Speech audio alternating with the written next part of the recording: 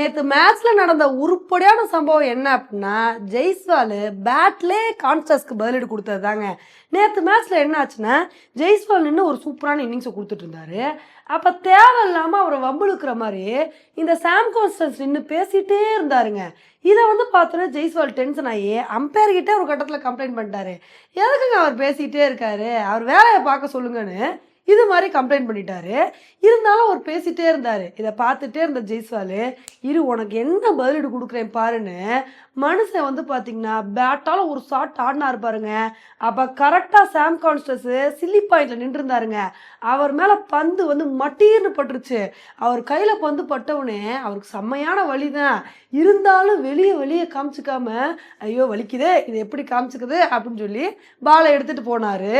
இந்த ஒரு வீடியோ தான் சோசியல் மீடியாவில் பயங்கர வைரலாக ஷேர் ஆகிட்டு இருக்கு. உண்மையில் இதை பார்க்கும்போது ஜெய்ஸ்வால் எந்த அளவுக்கு கோபத்தில் இருந்தார் அப்படின்ற மட்டும் தெளிவாக புரியுதுங்க. ஏன்னா ஜெய்ஸ்வாலை பொறுத்த வரைக்கும் நான் நல்ல பேட்டிங் பர்ஃபார்மன்ஸ் மட்டும் கொடுக்க மாட்டேன், என்னைய தேவையில்லாமல் யாராவது வம்புழுத்தீங்க அவங்களுக்கும் சரியான பதிலடி கொடுப்பேன் அப்படின்னு இந்த இன்சிடென்ட் மூலமாக ப்ரூவ் பண்ணியிருக்காரு.